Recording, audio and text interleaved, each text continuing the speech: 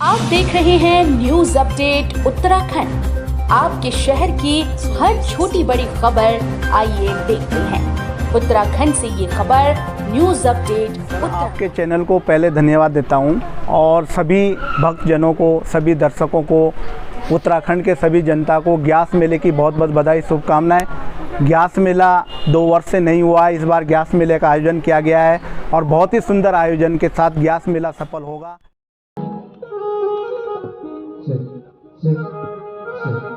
देहरादून में वीर शहीद केसरी चंद का जन्मोत्सव धूमधाम से मनाया गया। कार्यक्रम में विधानसभा अध्यक्ष रीतू खंडूड़ी जी उपस्थित रहे और उन्होंने समिति के सफल संचालन के लिए अपना सहयोग भी दिया। वीर शहीद केसरी चंद का जन्म 1 नवंबर 1920 को जौनसार बावर में हुआ और उन्होंने देश की आजादी के लिए अपने प्राण न्योछावर किए। देहरादून में हो रहे जन्मोत्सव कार्यक्रम के दौरान वीर शहीद केसरी चंद युवा समिति के संरक्षक भारत चौहान ने कहा कि वीर शहीद केसरी चंद का योगदान इस देश को आजाद कराने में रहा है। उन्होंने शहीद का जन्म उत्सव मनाने के उद्देश्य पर प्रकाश डालते हुए कहा कि युवा पीढ़ी को शहीद केसरी चंद से प्रेरणा मिल सके और वो आगे जाकर के अपने देश के लिए हर प्रकार के कार्य कर सके। श्री चौहान ने कहा कि देहरादून में विगत 12 सालों से राष्ट्रीय स्तर की कबड्डी प्रतियोगिता और सांस्कृतिक कार्यक्रमों का आयोजन किया जा रहा है। उन्होंने कहा है कि इस आयोजन के लिए जहां गढ़वाल, कुमाऊं और तमाम क्षेत्रों का सहयोग मिलता है, वहीं जौनसार बावर के लोग भी बड़ी संख्या में उपस्थित होते हैं।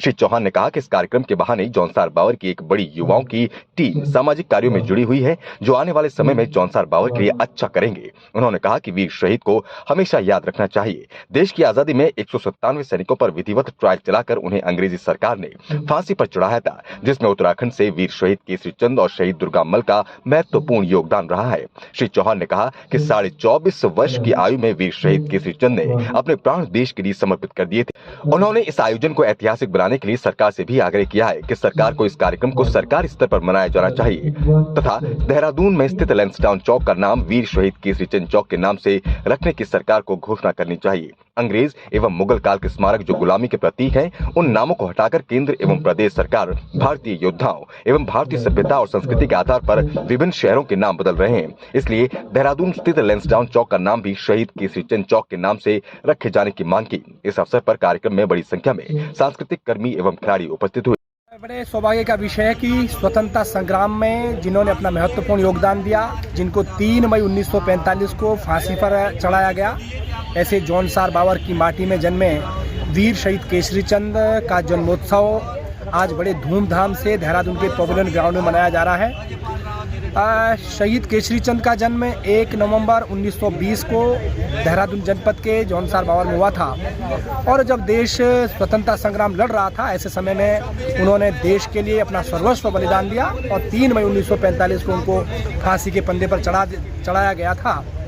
और देहरादून के पवेलियन ग्राउंड में वीर शहीद केसरी स्मारक समिति के जो युवा समिति है, उसके माध्यम से प्रत्येक वर्ष यहाँ पर खेल कूद, कबड्डी, सांस्कृतिक कार्यक्रम के आयोजन किए जाते हैं और इसका उद्देश्य ये रहता है कि ताकि हम युवा पीढ़ी को ये संदेश दे सकें कि अपने देश को स्वतंत्रता दिलाने में जिन महापुरुषों का योगदान रहा, हम उनका स्मरण कर सकें और उनके जीवन से प्रेरणा लेकर के अपने देश के लिए हम क्या अच्छा कर सकते हैं, इस विषय को लेकर के आज यहाँ पर कार्यक्रम आयोजित किया गया था।